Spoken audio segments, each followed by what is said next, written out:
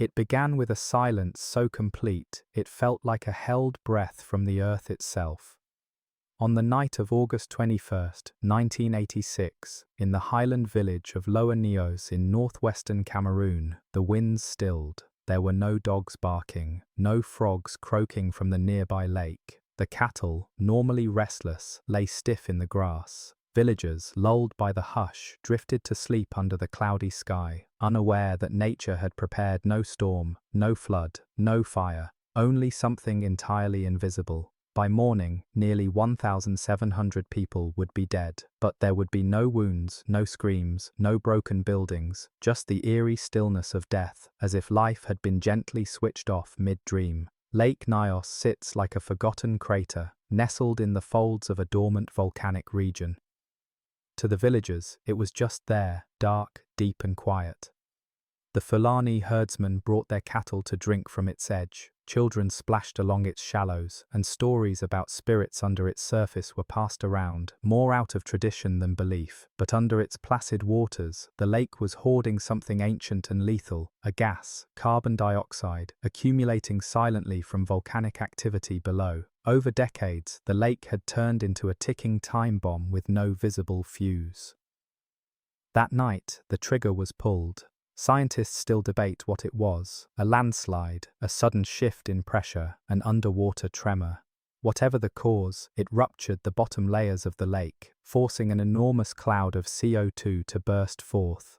Invisible, colorless, and heavier than air, the gas flowed out of the crater and crept downhill like a deadly fog. It hugged the terrain, slithering through banana groves, across dirt paths, and into homes. As villagers slept, the air was sucked from their lungs without them ever knowing. When the sun rose, entire families lay motionless in their beds.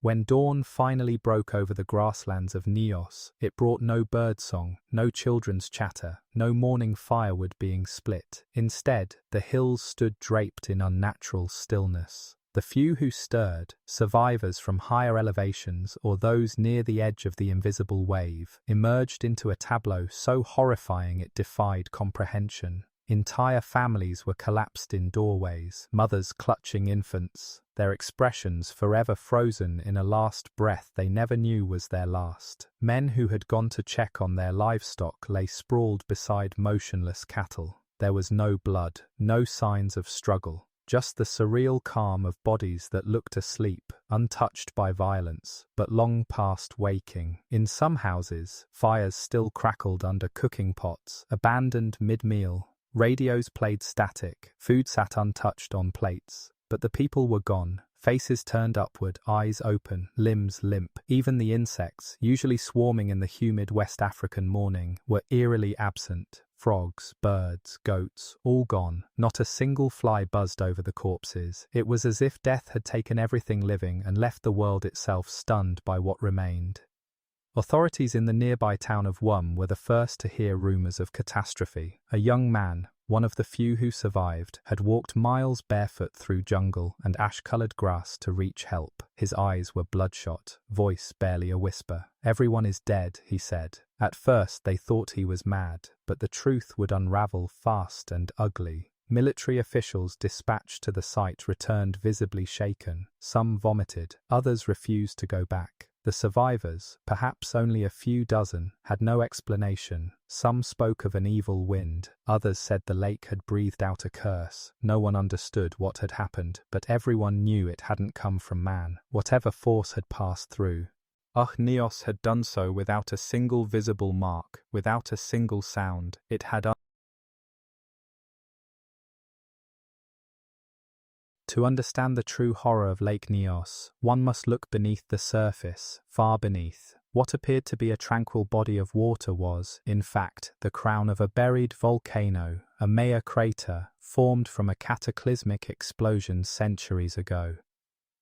The lake sat on a fault line within the Cameroon volcanic line, a geologic rupture that stretched like a scar across the region's foundation. Beneath its blue-black surface, magma still simmered in the Earth's crust, not enough to erupt, but just enough to whisper poisons upward over decades. Carbon dioxide, odorless and invisible, seeped from these subterranean chambers and dissolved into the lake's deepest layers, slowly turning the water into a volatile cocktail. In most lakes, seasonal turnover, temperature changes that churn the water, keeps gases from building up dangerously. But Lake Nyos was unusually deep, warm and stratified. Its bottom waters became an isolated vault, rich in CO2 and growing more pressurized with time. Scientists would later discover that over 1.2 cubic kilometers of CO2, enough to fill 400,000 Olympic swimming pools, was lurking below, compressed and deadly. The lake had become what volcanologists call a limnically active system, a natural weapon waiting for a trigger.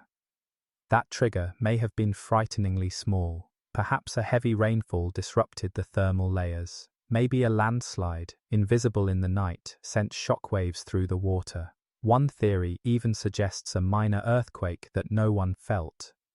But what followed was a limnic eruption, a phenomenon so rare it had only been theorized before. In an instant, the lower waters became buoyant, forcing CO2 upward in a violent plume. The lake roiled, bubbling like a cauldron as gas exploded to the surface. Fishermen at nearby Lake Cameroon had died similarly 2 years earlier, but the scale at Nyos dwarfed that event entirely. What made it worse, what turned this from a freak event into pure nightmare, was the gas's weight. CO2 is heavier than air.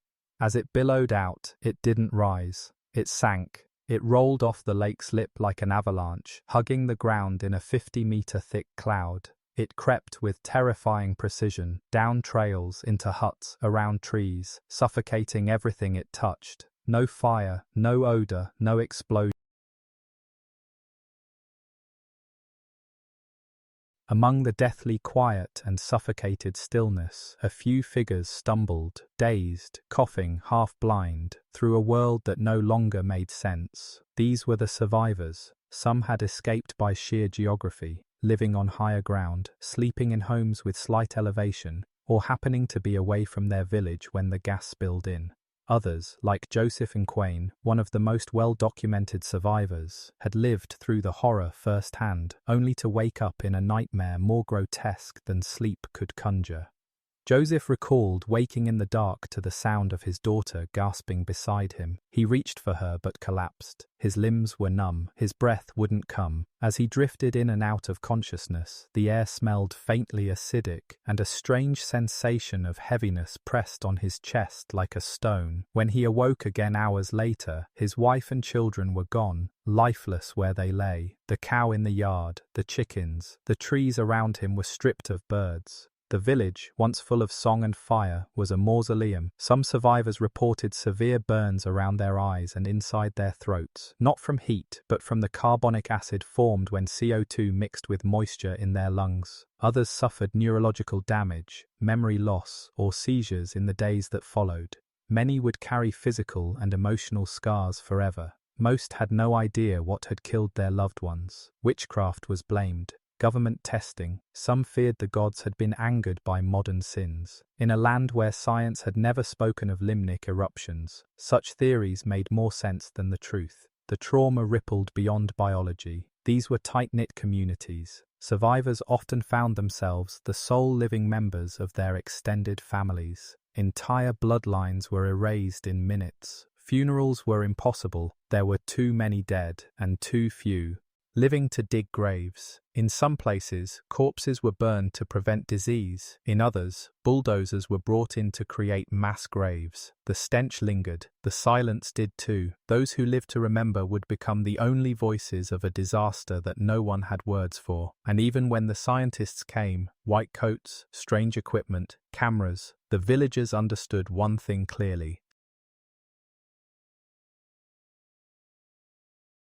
When word of the catastrophe finally filtered through to the outside world, it was already too late. The dead were cold. The survivors were dazed and silent, speaking only when pressed, and even then in fragments. The air was heavy. I saw the animals drop. I could not move.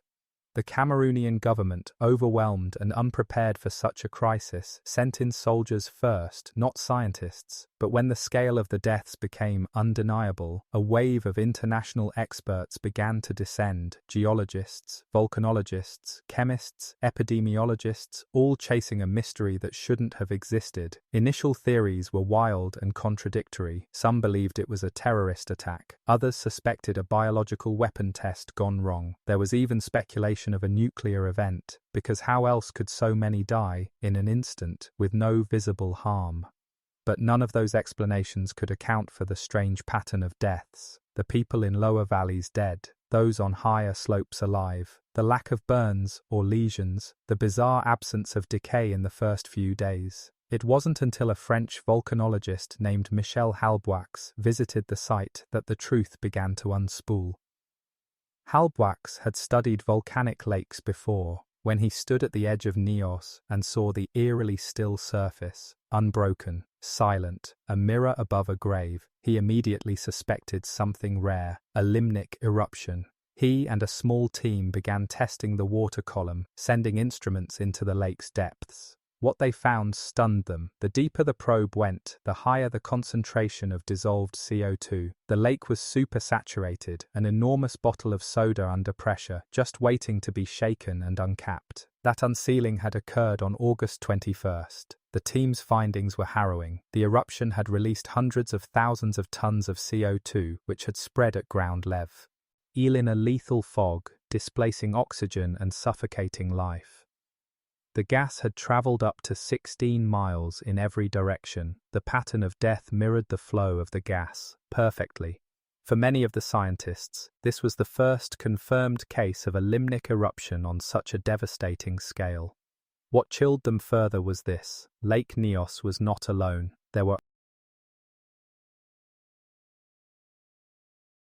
It was the perfect killer, invisible, scentless, silent. Most people associate carbon dioxide with the fizz in soda or the air exhaled from the lungs. But in high concentrations, CO2 becomes something else entirely: a suffocating, insidious force that robs the body of breath while tricking it into calm submission. Survivors of Lake Nyos didn't thrash or scream. They didn't struggle violently. Instead, they collapsed, as if falling into sleep. What happened inside their bodies, however, was far from peaceful. CO2 is heavier than oxygen, and when it pools in low areas, it displaces the air we need to survive. With each breath taken in the gas-filled fog, less oxygen reached the lungs. The brain, starved of its fuel, began to shut systems down. The heart rate slowed, muscles failed, consciousness blurred. Then came asphyxiation. For many, it would have taken less than a minute. For others, those not fully immersed in the gas cloud, it could have dragged on longer. A rising panic as lungs heaved but brought no relief. The terror of knowing something was wrong but not being able to name it. But CO2 didn't just kill humans, it killed everything that breathed. Birds dropped mid-flight, monkeys fell from trees, insects, amphibians, rodents, all gone. In some areas, the grass itself turned brittle and colorless. The few animals that survived bore signs of trauma: hemorrhaging in the lungs, foam at the mouth, blood around the eyes. These were not the marks of a clean death. These were signs of internal collapse, of systems imploding under the pressure of suffocation. Even after the initial event, the danger lingered. In the hours that followed, concentrations of CO2 remained high near the lake. Rescue workers and investigators had to wear oxygen masks. In one tragic incident, a team of responders entered a low-lying hut without protection and collapsed instantly, dead within moments. Despite believing the danger had passed, the psychological damage was just as deep. Survivors suffered hallucinations, nightmares, and severe trauma. Many believed they had been cursed. Others became mute, unwilling or unable to speak of what they had seen. Because how does one explain the sky staying clear while the world beneath it dies? How do you describe the sensation of being surrounded by your loved ones and then waking to find not one of them breathing? In Nyos, the killer was not seen, but it was felt in every empty breath, every frozen face. When journalists and rescue workers finally reached the village of Lower Nyos, they didn't find chaos. They found stillness. Bodies lay in perfect domestic tableau. A mother with her arms curled around her baby. A boy slumped at a desk, homework unfinished. A father seated upright on a stool, pipe in hand, as if mid-thought. The scene was so undisturbed, so chillingly serene, that many rescuers at first assumed the people were asleep. But the silence, too complete, too absolute, quickly revealed the truth. The village had died in place, every routine moment frozen into a grotesque diorama of finality. Doors hung open but unsmashed. There were no overturned chairs, no broken windows, no signs of struggle or panic. Chickens lay stiff beside boiling pots. Cows collapsed mid-step, their hooves tucked awkwardly beneath them. A child's doll lay beside its owner, untouched by wind or weather. It was as if time had simply stopped. More haunting still were the expressions on the faces of the dead. Neutral, sometimes surprised, never terrified. Whatever overtook them came too swiftly to register fear. The gas crept like a ghost, numbing breath, then brain, then heart. The physical geography of the place betrayed the villagers. Lower Nyos sat in a shallow basin, picturesque, quiet, surrounded by green hills. Perfect for a rural settlement, but deadly in a CO2 event. The gas, denser than air, slithered down from the lake and filled the depression like water into a bowl. Higher regions survived, but the village itself became a sealed chamber. Even buildings couldn't stop it. CO2 seeped under doorways, through windows, down stairwells. One survivor, who had escaped only because he slept on a raised platform, later recalled waking to see his neighbors, still as the moonlight, all of them.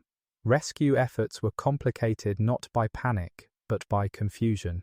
The soldiers and scientists arriving on scene encountered an uncanny atmosphere. Radios wouldn't pick up signal. Animals refused to approach the area. One Cameroonian medic described feeling like God had pressed pause on life. Cameras documented the carnage, but no photograph could capture the utter absence of movement, the sense that death had not just passed through, but had taken up residence. The villagers had no chance. They weren't warned, they didn't run, they didn't fight, they simply stopped. And in the eerie calm that followed, the world would begin to realize that this wasn't just a natural disaster, it was a 2 years before Lake Nyos exhaled death, another lake, smaller, quieter, had already whispered a warning. Lake Nyos, located just 60 miles away in western Cameroon, had unleashed a similar, though smaller, catastrophe in August 1984. 37 people died that night under equally mysterious circumstances. They collapsed mid-step, mid-sentence, mid-life.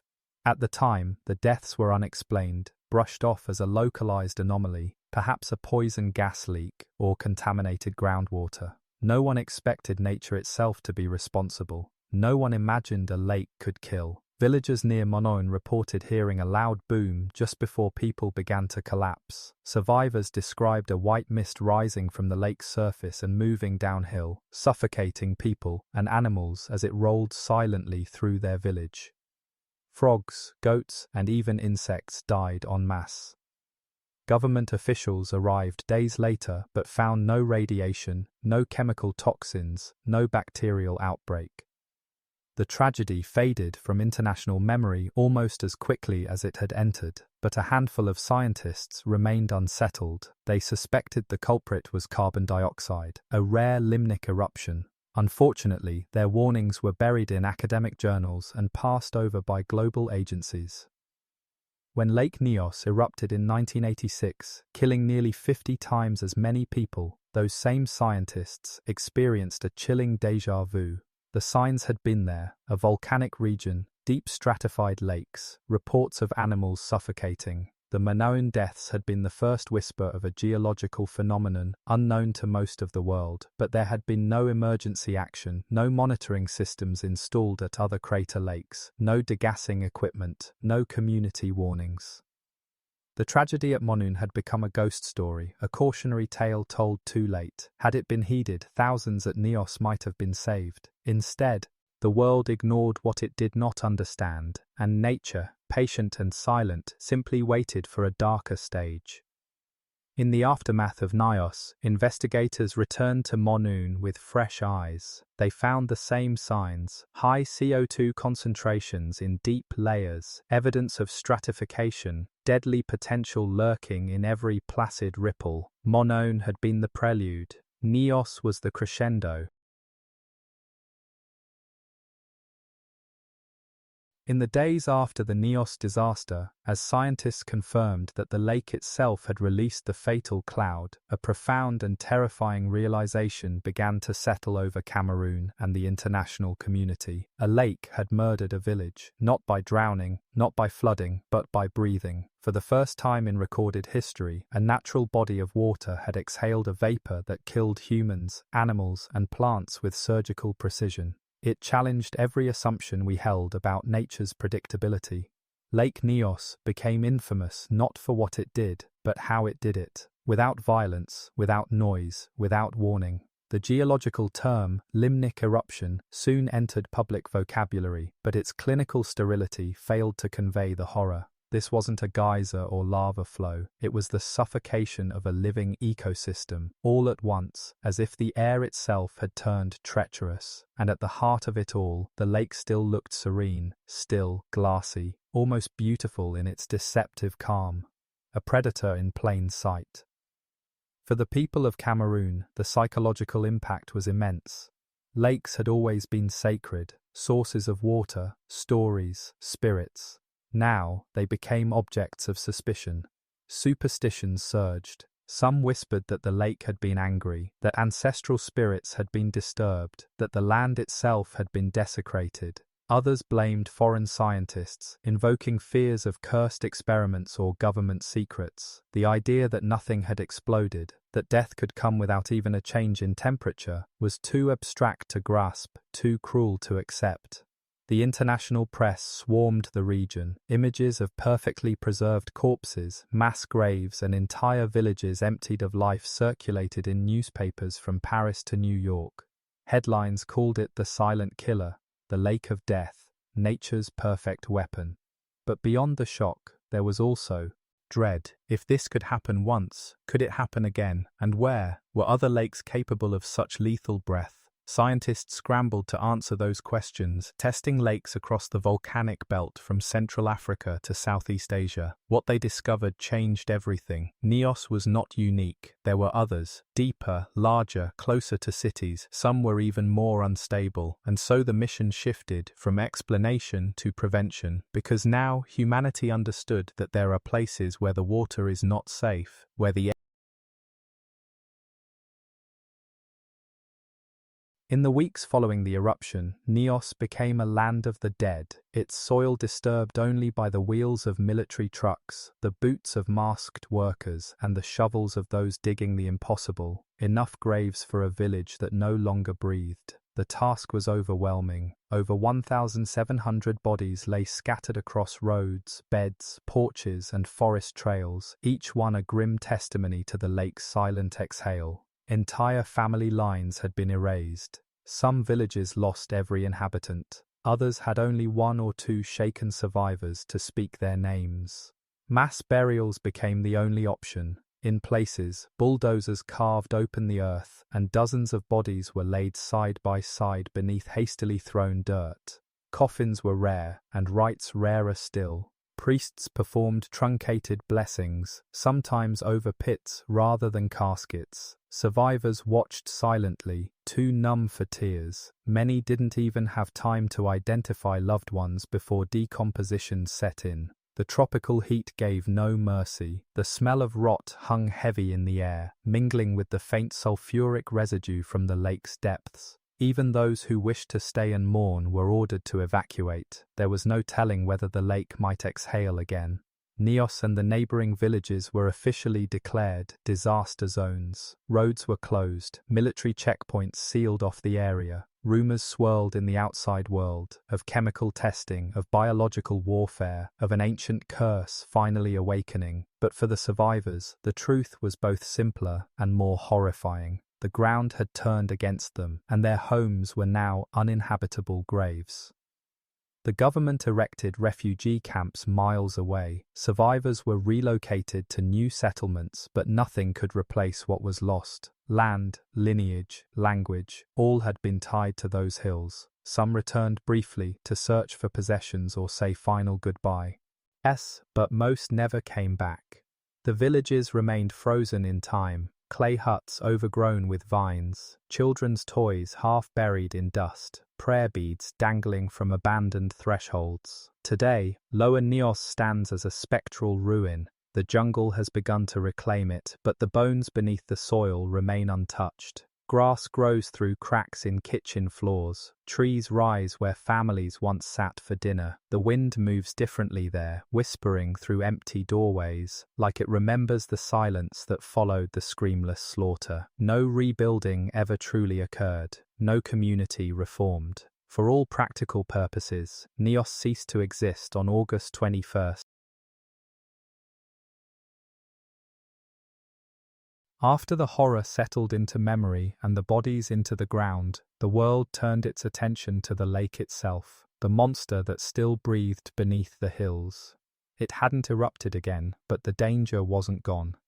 Scientists knew that Lake Nyos remained saturated with carbon dioxide in its lower depths. Another eruption was not just possible, it was inevitable. The question wasn't if, but when, and this time, the world would not be allowed to look away. A plan was formed, not to drain the lake entirely, but to release its lethal breath slowly in a controlled, engineered exorcism of gas. The solution was both elegant and unsettling: a degassing pipe, a long vertical shaft anchored into the lake bed, with a simple purpose: to burp the lake. Installed in 2001 by a joint team of French and Cameroonian scientists, the system was built to tap into the high-pressure CO2-rich bottom waters and channel them safely to the surface, where the gas could escape harmlessly into the atmosphere. The process worked on physics alone. Once initiated, the pipe created a self-sustaining siphon. The rising CO2 turned the water into a frothy column of bubbles, accelerating its own ascent like opening a shaken bottle of soda in slow motion. The surface bubbled gently. Birds perched nearby. No one died. It was the first time in history that humans had intentionally punctured a volcano-fed lake to prevent it from killing again. But the work wasn't finished. Nyos still held vast amounts of gas. A single pipe wasn't enough. Over the next decade, more pipes were installed. Engineers reinforced the lake's natural dam, an earthen wall already cracked by the 1986 event. If it failed, not only would CO2 escape, but a tsunami of gas-laced water would surge through the valleys below, annihilating everything in its path. The operation was expensive, slow, and delicate. Local communities remain uneasy. Many believed the lake should be left untouched, sealed like a wound. Others viewed the machinery with reverence, as if it were holding back the spirit of death itself. By 2011, the degassing system had significantly reduced the lake's pressure, but CO2 still accumulates, slowly, steadily. The pipes must run indefinitely, like a breathing tube for a patient who cannot exhale on their own. Lake Nyos is now one of the most monitored lakes on Earth. Satellites track its surface. Sensors measure its gas level. Lake Nyos may have made the headlines, but it was never alone. Across Cameroon's volcanic line and into other parts of Africa, a constellation of crater lakes sits quietly, their surfaces glassy, their depths potentially murderous. After the Nyos disaster, scientists fanned out across the region, testing waters, measuring gas levels, listening for whispers beneath the earth. What they found was deeply unsettling. Other lakes were also saturated with carbon dioxide, and some were located frighteningly close to population centers. Chief among them was Lake Kivu, straddling the border between Rwanda and the Democratic Republic of Congo. Far larger than Nyos, over 2,000 times its volume, Kivu holds a chilling cocktail of gases. Not just carbon dioxide, but also methane, a flammable, explosive threat. With over 2 million people living along its shores, Kivu represents a sleeping superweapon. A limnic eruption there would not only suffocate, but potentially ignite. creating firestorms in the air and a toxic wave of death on the ground. Nyos was a whisper by comparison. Kivu would be a scream. Other lakes, Barombimbo, Lake Oku, Lake Toba, showed similar signs, though less extreme. What united them was stratification, deep water layers separated by temperature and density, capable of storing gas for decades or centuries. The danger lies not in the gas alone, but in the stability. If disrupted, these lakes could become the next Nyos, or worse. Governments began drafting emergency plans. Some built early warning systems, buoys, sirens, gas detectors. Others started resettlement efforts, urging communities to move to higher ground. But money was scarce and political will scarcer. In many regions, villagers returned to farming and fishing, unable or unwilling to abandon ancestral lands. The threat faded from memory, until the pipes broke, or a tremor hit, or animals began dying. Again. Lake Kivu, meanwhile, became the subject of bizarre ambition. Private companies began harvesting its methane for energy, installing underwater pumps to extract fuel for power plants. In theory, this would also reduce the risk of eruption, but critics warned of the unknown. Could these operations destabilize the lake instead? Was mankind playing chemist with a cauldron it barely understood? Nyos had shown the world what a lake could do. Kivu and its sisters now held that secret in silence, and all the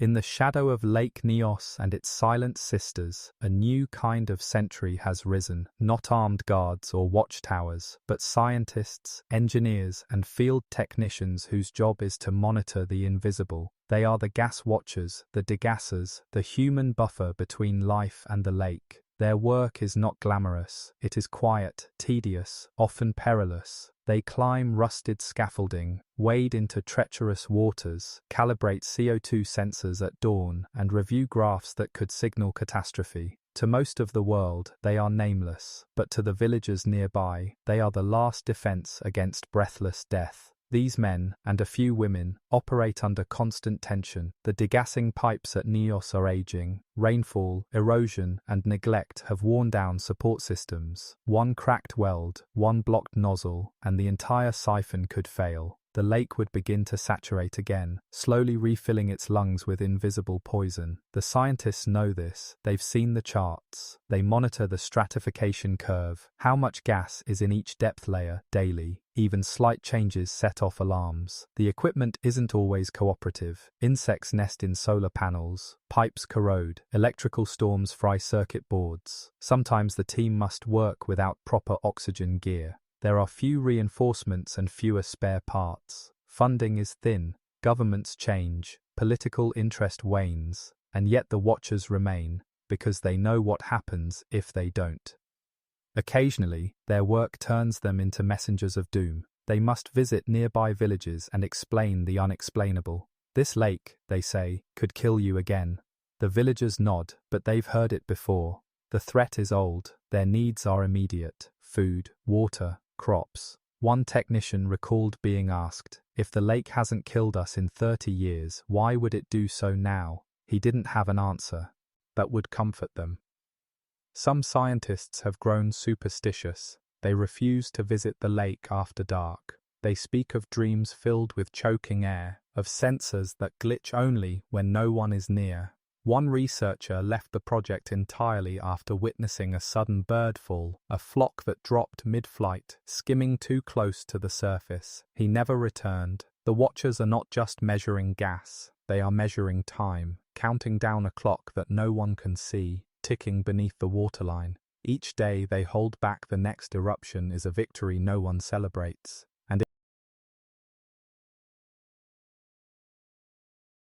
Surviving a disaster is one thing, living after it is something else entirely. For the people of Nyos, and for those who remained in nearby villages or were resettled in temporary camps, the psychological aftermath of the 1986 catastrophe was a long, disorienting spiral into fear, distrust, and spiritual dislocation. They had not seen war. They had not fled fire or flood. What they had endured was a death so complete, so unfathomable in its invisibility, that even the mind recoiled from it. How do you heal from something you never saw coming? Many survivors began to exhibit symptoms of post-traumatic stress, though few would have recognized it by name. Nightmares plagued the children who lived. Adults suffered insomnia, paranoia, even hallucinations. A common belief arose that the lake had chosen who would live and who would die.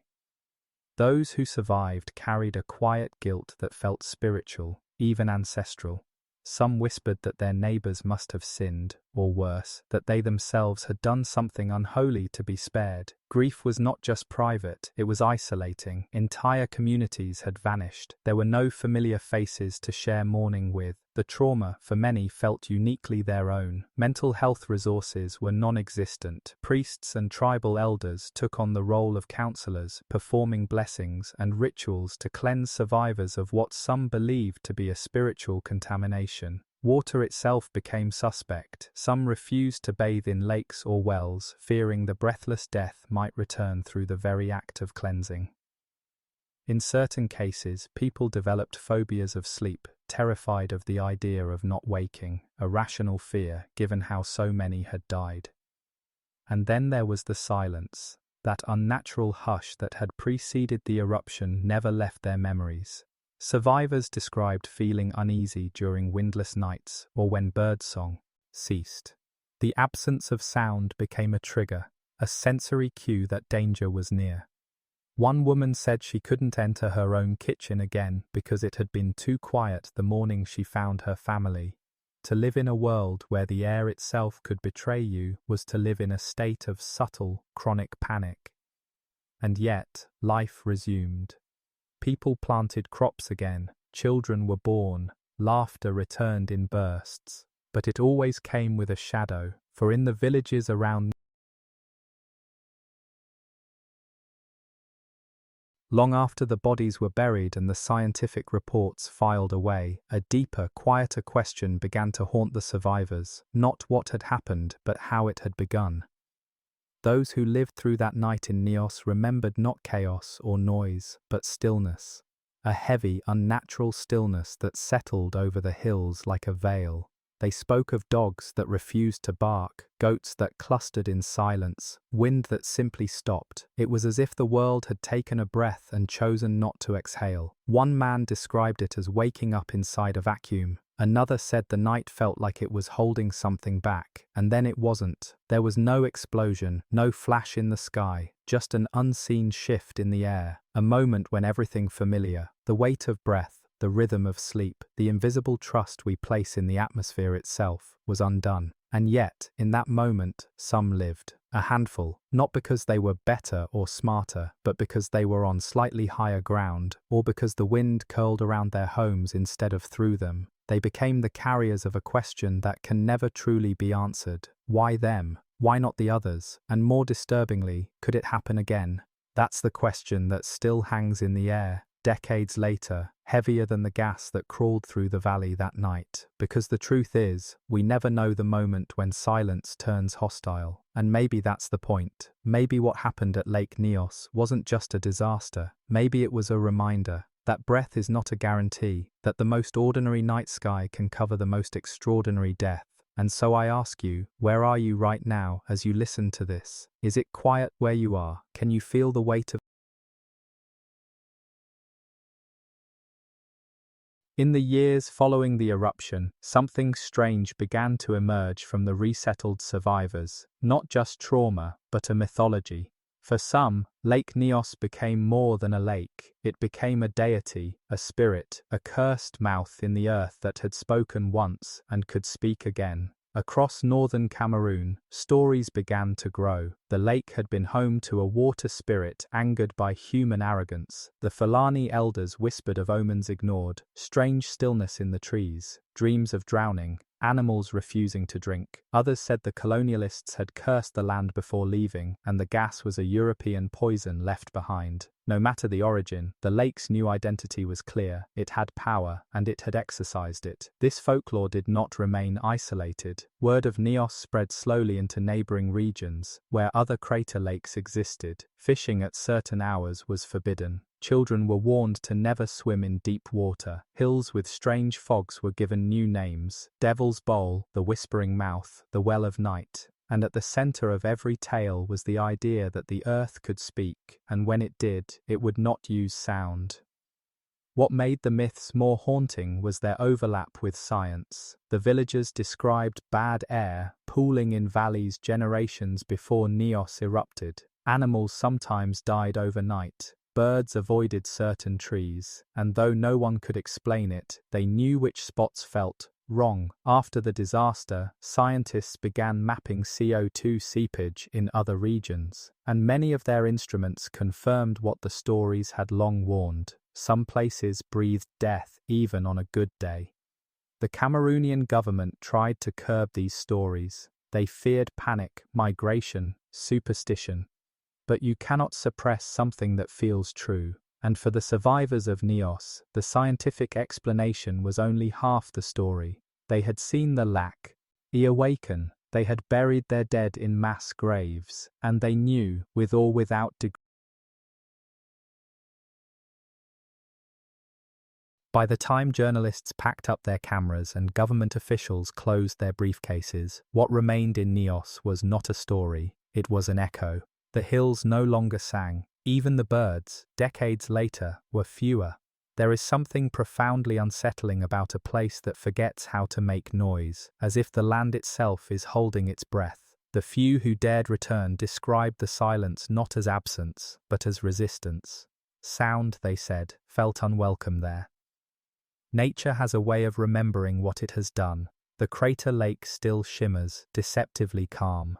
The jungle creeps closer each year, vines curling around rusted remnants of pipes, old boots, broken measuring tools. A few plaques mark the tragedy, but they are weathered, half swallowed by lichen and dust.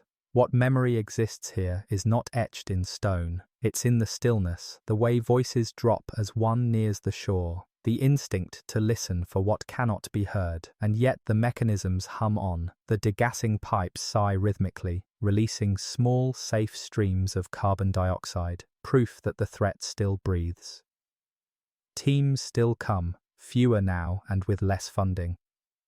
Some are young, bright-eyed researchers, others weary men returning to finish work they began decades earlier. They take readings, adjust valves, log numbers in quiet huts with peeling paint. Every note they write is an attempt to outpace time, to stay ahead of the next breath the lake might take. There are rumors, always, that one day the equipment will fail, that no one will notice until the birds fall again. That one quiet morning, a mist will return, and by evening, there will be no one left to call it tragedy. And those who know this place, who have walked the paths of the dead and heard the hush that followed them, understand one thing.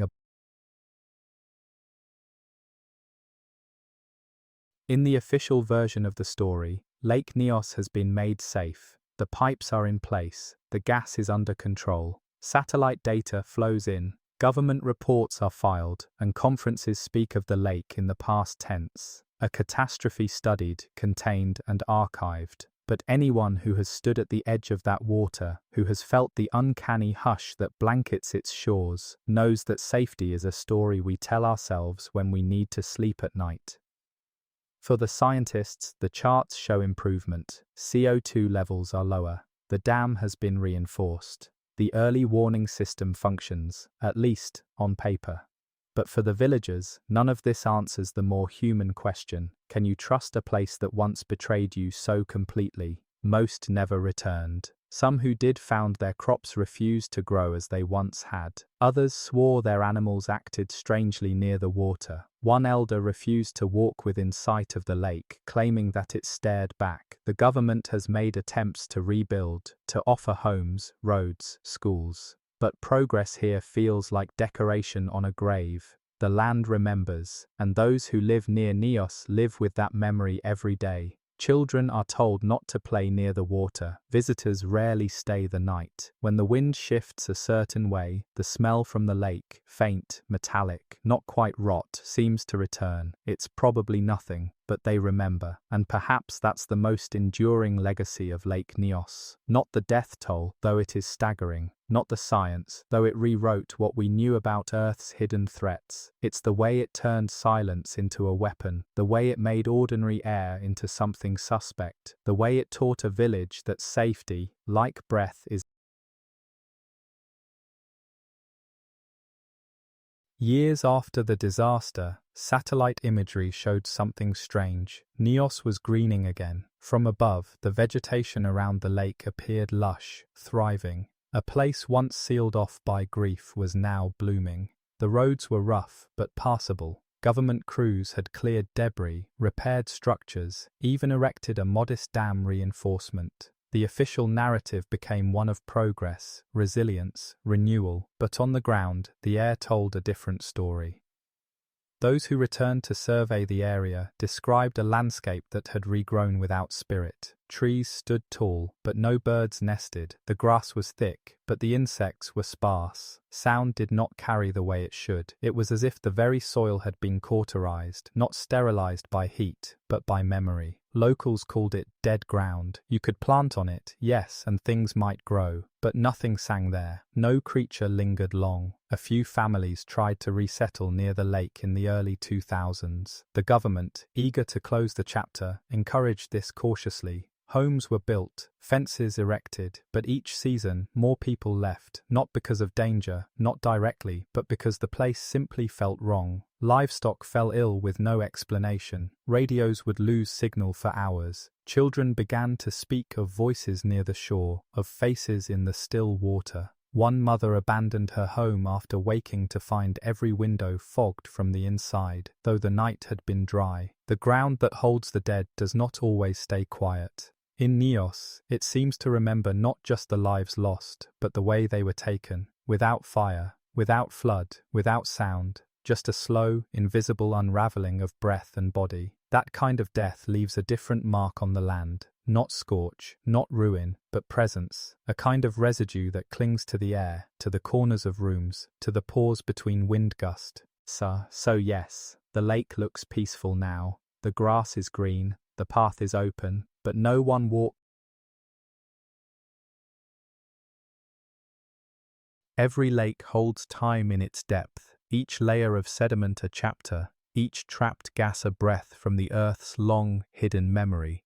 But at Lake Nyos, time behaves differently. It doesn't just accumulate, it waits. Scientists who continue to monitor the site speak of it in terms of cycles and thresholds. How long until the gas builds again? How many years until the degassing pipes corrode beyond function? How many tremors? How many storms? How many shifts beneath the crust before the pressure outpaces our efforts to contain it? It's not a question of panic, but of probability. In sealed lab reports and unpublished field notes, the language is cautious. Residual risk remains. Degassing continues effectively, for now. The data looks reassuring until you notice the pattern. Always a qualifier, always an unspoken clause. For every safeguard, a single truth shadows the margins. If we look away, it will happen again. The degassing systems rely on gravity, pressure differentials, and aging infrastructure. When power fails, the work halts. When funding dries up, inspections lapse. Some of the pipes, still standing today, were meant to be temporary. No one intended for them to bear the responsibility of holding back death for decades, and yet they do. Each quiet day at Nyos is borrowed. Every breath nearby, a small gamble against geological certainty. Those closest to the monitoring efforts carry this awareness like a burden. They don't speak in absolutes. They speak in ranges, in probabilities, in risk tolerances. But late at night, some admit what the graphs cannot say. The lake is not finished. The silence was not a one-time scream. It was a rhythm, paused but not broken. The water remembers what it can do. The gas still gathers. And somewhere in the darkness beneath that glassy surface, the clock.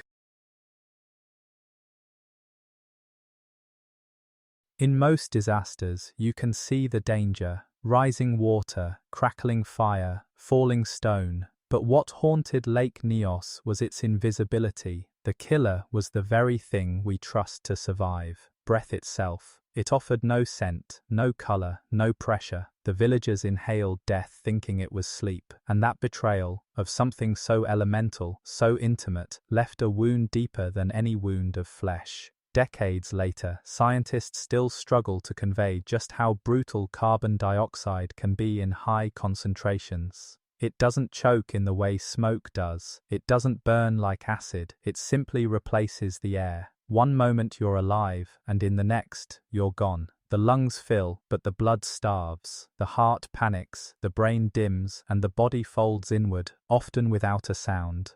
To call it suffocation is almost too kind. It's erasure, and it leaves behind no trace but stillness. What makes this horror worse is its persistence. Carbon dioxide doesn't vanish quickly. After the initial eruption, pockets of gas lingered in the terrain, trapped in dips and hollows. Rescue workers collapsed without warning. Dogs sent to search for survivors returned dragging their own tongues in exhaustion, some never returning at all. Even weeks later, people approached the lake's edge only with protection. There were rumors of birds falling mid-flight, of goats frozen upright, of mist that drifted across grass like breath from the underworld. To witness such scenes and survive is to carry a knowledge that few others share, that the most ordinary things can turn on us. That air, the one constant of life, can be rewritten by the earth in a single exhale. Survivors described feeling hunted by the atmosphere itself, as if nothing could be trusted again, not the sky, not the breeze, not the quiet.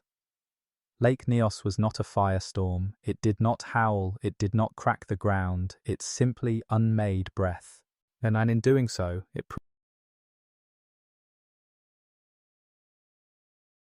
in the wake of the disaster, Nyos became a destination, not for pilgrims or mourners, but for scientists, engineers, and the curious few who understood what had been unleashed. It was no longer just a lake, it was a specimen, a wound, a warning sealed in water. Research stations sprang up along the shore, buoys were anchored, sensors were submerged. Every hour, measurements were taken, gas saturation, temperature gradients, barometric shifts. The lake's surface remained calm, but beneath it, the data never stopped shifting. It became, in time, one of the most heavily studied crater lakes on Earth. But the scientists didn't just come for Nyos, they came to understand what else in the world might be waiting. In Iceland, in Nicaragua, in the deep volcanic valleys of Indonesia, researchers searched for other lakes with stratified waters and silent carbon stores. They found them, some small, some vast. Some nestled beside towns with populations in the tens of thousands. The term limnic eruption was no longer academic trivia, it was a category of potential mass death. Nyos became a model. Engineers built replicas of the degassing systems in test labs. Geologists wrote papers comparing the lake's structure to others previously thought harmless. The UN issued quiet advisories. Funding appeared, then dwindled. But the scientists remained. Every sample drawn from Nyos, every bubble that escaped its depths, was a piece of a larger puzzle: how to prevent the next invisible catastrophe. For some, it was a matter of duty, for others, obsession. A few researchers returned year after year, aging alongside the very pipes they helped install. They'd sit on the shore with their instruments, looking not at the water but at the tree line, the shape of the hills, the stillness. They spoke of Nyos as if it were alive, temperamental, brooding, waiting, not out of superstition, but from familiarity. They knew its breathing patterns. They feared what might happen if that rhythm changed, because even now, decades on, every reading still holds a shadow. The gas is lower, but not gone. The lake is quiet, but not safe. And the eyes of the world, once so briefly turned here, have long since There are places in the world where the past is politely buried, streets get paved, plaques are placed, tragedies become footnotes, but Nyos does not allow that. In the resettlement camps and scattered villages where the survivors now live, the disaster is not history, it is memory etched into their bodies, their routines, their silences. Children born after 1986 know not to drink from still water. They know why goats are herded to higher ground when the wind changes. They know the names of relatives they've never met, spoken in the present tense, as if still lingering just behind the trees. For these families, the disaster did not end with evacuation. The trauma threaded itself through generations. Survivors suffered respiratory problems, seizures, nightmares. Some could not sleep indoors for years. Others refused to enter any room without 2 open windows. Aid came slowly, sporadically. Promises of permanent housing often dissolved in bureaucratic red tape. Food rations ended. The rebuilding never truly began. And then there were the cultural wounds. Burial rites were rushed or abandoned. Whole families were lost without ceremony. No one sang the funeral songs. No final blessings were given. In many local traditions, this meant the spirits of the dead were not at peace. The ground around Nyos, some elders whispered, was unsettled, not just geologically, but spiritually. Dreams of the dead became common. One girl spoke of a man who sat at the foot of her bed every night, silent, watching. She was born in 1991. Her grandfather died at Nyos. Efforts to document these experiences were often dismissed as folklore. But what the reports missed was this: to live near Nyos was to inherit not just land, but a rupture in reality. A place where the boundary between life and death had been blurred by air. A place where you didn't need to see the past to feel its breath on your neck. Some return to the lake, quietly, not to confront it, but to understand. They stand at the edge, they speak into the silence, and they listen, not for answers, but for recognition. Because they know something most of the world has forgotten, that a place touched by death. When people speak of disasters, they often recall sound, sirens, screams, shattering glass. But the terror of Lake Nyos lies in what it lacked. There were no alarms, no thunder, no flames tearing through the night, just the air, thickening into something that wasn't air anymore. Just lungs, drawing in breath that no longer gave life. Just silence, expanding outward until it filled every hut, every path, every inch of the valley. It was a death without fire, and that absence haunts more than any explosion ever could. There are photographs from that night, grainy, faded, clinical, bodies slumped in doorways, children curled beneath mosquito nets, cattle sprawled in the grass. Nothing dramatic, nothing grotesque, and yet those images disturb precisely because of their stillness. They capture the moment just after life was stolen, when everything else remained untouched. Fires still burned in cooking pits, radios hummed, a chair tipped slightly, not from panic, but from the quiet settling of weight. It looked like the end of a breath. Even now, when scientists visit the site, they describe a strange pressure in the air, not a physical force, but a kind of weight, as if the ground remembers what it did, as if the wind, even when it blows, carries the echo of what it once failed to carry away. The tragedy at Nyos wasn't just an event, it was a breach, a moment when the rules we count on, without knowing it, collapsed. The air, which gives us life, became indifferent, and in that indifference, everything we trust fell away. No monument can hold that kind of horror, no plaque can explain it, because what happened at Nyos wasn't just a failure of nature, it was a revelation, that even the gentlest elements can be deadly, that breath itself can turn, that silence. In the annals of disaster, Lake Nyos is often cited with a kind of clinical detachment, a case study in limnology, a rare geological phenomenon, a statistical outlier. But for those who survived, and for those who study it closely, that sterile framing misses the most terrifying truth. There was never a sound. No rumble to wake the villagers, no roar to signal danger, no cry to warn the next home, the next breath. Just a wall of invisible death descending like fog and settling over the land. The absence of sound became the signature of the event. It marked not only the way people died, but the way they were forgotten. Nyos was too quiet to fit into the world's idea of disaster. There were no dramatic rescues, no televised infernos, no architecture to rebuild. It was not a spectacle, it was a disappearance. And in that silence, it was easy for the world to move on. Easy to pretend the danger was rare, solved, contained. But the silence was not a fluke. It was the method, the warning, the pattern. Those who study Nyos now, many of them not yet born in 1986, approach it like an unsolved riddle. They analyze gas concentrations, model degassing flow, calculate risk curves. But the ones who truly understand what happened aren't in labs, they are in the hills nearby, in the scattered camps, in the memories of children who grew up afraid of still nights. Because they know what most forget, that danger doesn't always announce itself. Sometimes it enters like a whisper and leaves without a trace. Sometimes the world ends not with a scream, but with the absence of one. That is the final cruelty of Lake Nyos. Not just the deaths, but the way the lake stole their last chance to warn the rest. The scream that never came, the breath that vanished without protest, and now all that remains is the waiting for the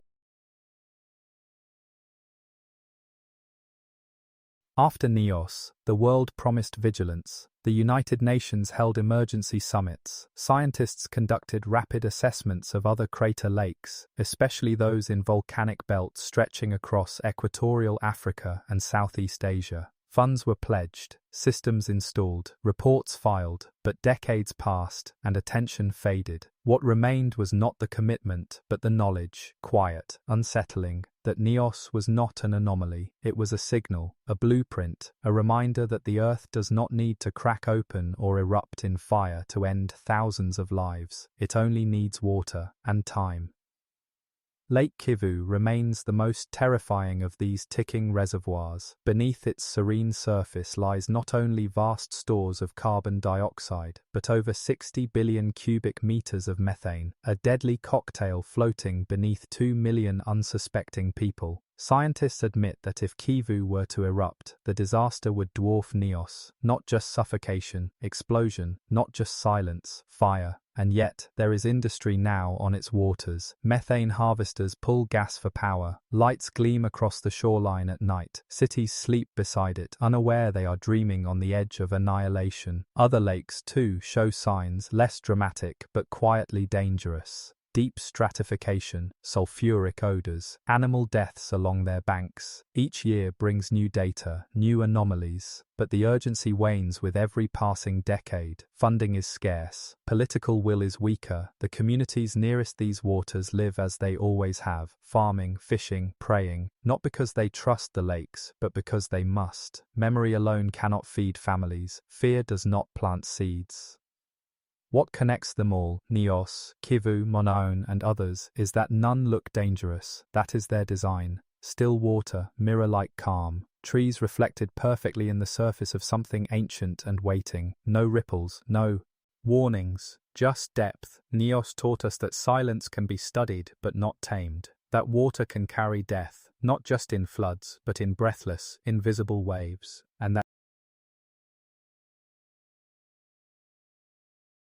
long before it was a disaster site, Nyos was a village of rhythm and routine. Mornings began with the crackle of cooking fires, the low hum of cattle herders moving toward the pastures, and the rustling of banana leaves in the breeze. It was not a place where history was made. It was a place where life unfolded slowly, steadily, predictably. People lived close to the land, and even closer to one another. The lake was not a mystery. It was background, a body of water without threat, without voice. And then, one night the fog came. Not white, not grey, not fog at all, but a cloud of gas so dense and silent it moved like smoke underwater. It swept through the village in minutes, folding Nyos inward, turning life into tableau, movement into memory. When rescuers arrived days later, they found a town preserved in posture, frozen mid-task. The fabric of ordinary life still clung to the structures, pots of millet porridge on stoves, shoes at thresholds, radio batteries still warm, but every occupant was gone, not taken by time or violence, just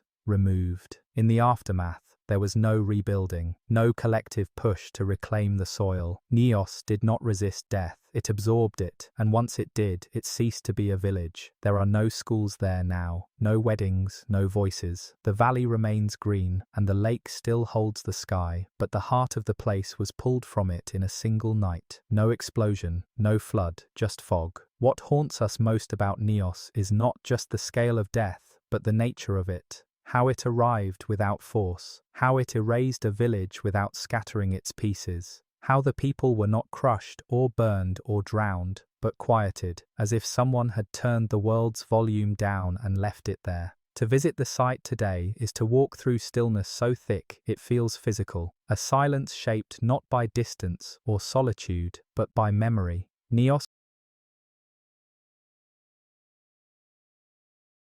In the end, science arrived late, not because it was blind, but because it wasn't listening. The clues had been there. At Lake Nyos, just 2 years earlier, people had died without wounds, animals had collapsed in the night, and a strange mist had been seen rolling low across the ground. A limnic eruption, yes, but no international alarms were sounded, no global watch lists were made. Reports were published, read by a few, and shelved. The scientists who suspected the truth were cautious with their words. They lacked proof, and proof, as Nyos would show, sometimes demands a death toll. After Nyos, the science came fast and thorough. Degassing pipes were built, sensors installed, warning systems drafted. The terminology became precise: carbon dioxide, stratification, gas saturation thresholds, limnic stability indexes, words sharpened into tools, but none of it could unwrite what had happened. None of it could have saved the sleeping families that night in August. The lake did not care if its mechanics were misunderstood. It simply did what it was designed to do. Even now, with decades of hindsight, there are limits to what science can see. The buildup of gas is not linear. Tremors don't always announce themselves. Rainfall, landslides, even decaying vegetation, any of them can serve as a trigger. And the lakes, vast and remote, do not yield their secrets easily. Equipment fails, budgets are cut, time moves on, but the lakes remain, quiet, growing. For some, Nyos has become a case study in environmental risk. For others, a haunting metaphor for the unseen forces we live beside. But for those who live near crater lakes, it is neither symbol nor theory. It is the air they test before they breathe it, the water they eye warily before drawing it. It is the memory, passed from parent to child, that the world beneath their feet is alive, and sometimes it forgets we're her. Nyos did not kill because it was angry, it killed because it could, and science, for all its precision. There is a moment in every tragedy, before the siren, before the fall, where everything still feels ordinary. In Nyos, that moment stretched across an entire evening. Families ate together, children were bathed, doors were latched, cattle curled beneath trees. If there were signs, they were too subtle to notice or too familiar to fear. A still breeze, a silence too deep, maybe a dog that wouldn't settle. But nothing that screamed, nothing that said, "This is the last night you will ever see."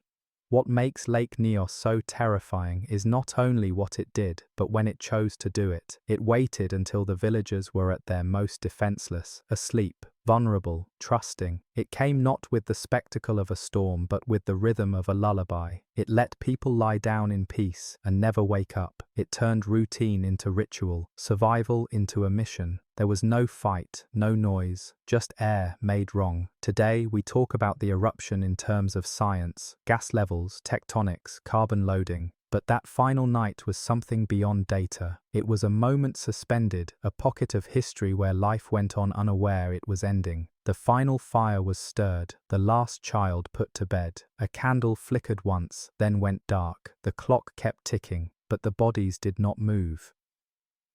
We like to believe that tragedy announces itself, that we'll have time to run, to react, to resist. Nyos taught a harder lesson, that death can arrive gently, that the world can change without raising its voice, and that the moment before the end may feel just like any other, perhaps even calmer, softer, quieter than usual. The villagers of Nyos were not fools, they were not careless, they were simply living, as we all do, unaware that the ground beneath them had stopped keeping secrets. There are places in the world where the land seems to forget, where cities are rebuilt atop ruins, where disasters are folded into the soil and paved over, and life resumes, oblivious. Nyos is not one of those places. The land here does not forget, it holds its breath, it listens, it waits, and in its silence, it tells the truth in a way no monument or textbook ever could. The lake still sits there, as it always has, serene, blue, ringed by soft hills and quiet forest. Tourists occasionally come now, students, journalists chasing anniversaries. They take photos, ask questions, and leave with facts. But those who remain, the ones who lived nearby, who lost family, who buried more than they ever expected, speak of Nyos differently, not as a tragedy, not even as a warning, but as something alive, not a monster, not a myth. Something simpler, something ancient, something that remembers. Science tells us that the lake is safer now, that the pipes work, that the gas levels are stable, but safety here feels like a story whispered too close to the water. You never know what the lake hears, or what it understands. The pipes rust, the sensors blink, the air above it is still too still, and the earth beneath it still stirs. Maybe that's the legacy of Nyos, not just the deaths, or the reports, or the footage of frozen bodies in doorways. Maybe its legacy is the silence that came after. A silence so complete, so sudden, it rewrote how we understand disaster. It made sound suspect, made breath fragile, made us realize that the worst endings don't come with thunder, they come with nothing. And maybe, in some distant place, another lake waits, a sibling, a shadow, quiet, watching, gathering breath. Because the truth is this, what happened at Nyos was not an end, it was an introduction, a quiet beginning, the first whisper in a language the earth has spoken for centuries, the language